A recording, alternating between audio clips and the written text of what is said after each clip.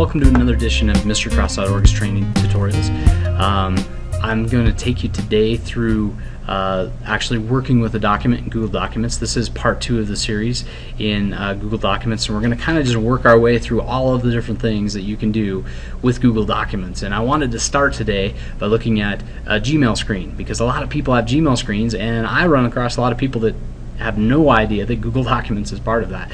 And it actually is. It's actually right up here. There's a link for it, and it just says Documents. In fact, there's a whole host of links to all kinds of Google applications that are all linked to your same username and password. So that means you don't have to go through and redo a new username or register for every site. No, you can do a blog, you can do all kinds of things all with your same password, and all of those links up top will get you there. We're going to start with the Google Documents one. If you hit Document, it's going to actually open up this base launching pad for all your Google Documents. Now, if we had created one already, we would see a bunch of Google Documents listed here. In fact, I have done one test document, and that's the only document listed. But if you had 100 documents, they'd all be listed on this main page, and this is kind of the launching point. Before I get too much into that, though, I want to show you that there's other ways to get into Google Documents. You can simply click on a new tab and type in http://docs.google.com, and when you do, it will take you right to that launching place. If you can't remember that, which I totally understand, I can't remember a lot of things either, you can actually just Google search for Google Docs. So I'm just going to type it right in the bar. Now, I'm using Google Chrome's web browser, and I really like Google Chrome's web browser because it works so well with Google Documents. I also think it's all the way around faster. And what's nice about it is this bar is actually the search bar in Google Document, or for Google searches, right there built in Chrome. So it's really handy. Now, this first document, I just warn you, this first link that pops up is like a test link. It's going to say, try out Google Documents. We don't want that one. You want the second link. The second link is actually going to open you right up into that same Google Documents page. Now, yours may look a little different because you may get a login screen, or maybe you haven't created an account, and it's real simple. All you would do is create the account, and you would log in, and you would be here. Alright, so let's go ahead and continue. I'm going to close these windows. Notice that it just opens a new tab for every time we kind of click on things. That's actually a good thing. You're going to see that it opens lots of new tabs, but it actually helps you keep organized with your workflow. Alright, so here we are in Google Docs. I'm going to create a new document. I do that by just clicking right there, create new document. And you can see there's several different things. There's document, presentation, spreadsheet, form, drawing, and then there's all sorts of folders that you can create. So you can create a whole list of folders to organize your work, and we're going to get into that a little more as we get some documents. We're going to do that. So it opened up another tab for me. So I have my tab with all of my documents in it. I have my tab with all of my Gmail, and then I have a tab now which actually looks like a word processing document. And so we're going to give it a title, and we're going to just click right there on Untitled Document and say this is a new document. You may have a naming preference that you like to name your documents. I just title them whatever I'm thinking at the moment, which is probably not good practice. That's just what I do. I click OK, and notice right there it says now this is a new document. Now, if we go back to here and we refresh that screen, notice that it says this is a new document. These files are being stored in the cloud, and what cloud computing means is that they're not stored on this computer that you're using right here. These files are being stored on a server somewhere else. In this case, it's Google servers. That means that you can take these files anywhere you want to go.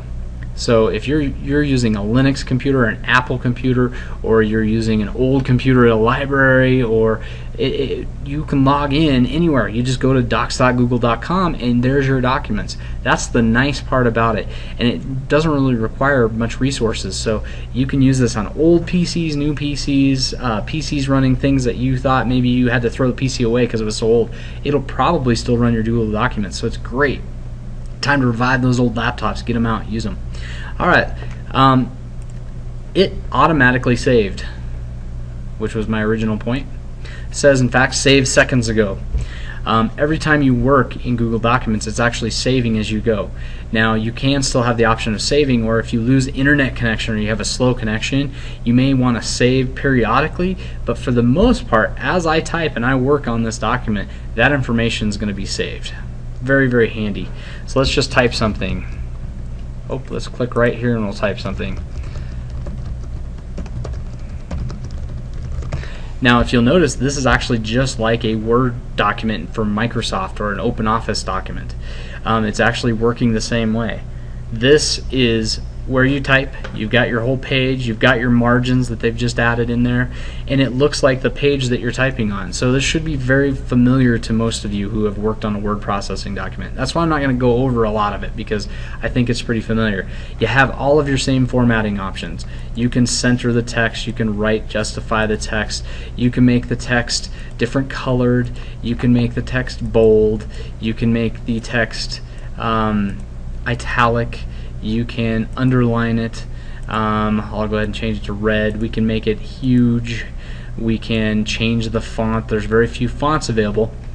And again, all of this ties into one simple thing. This is a very scaled down version of a word processor. This does not have maybe some of the features that you're going to get with a full-blown Microsoft Office suite. Don't expect it to.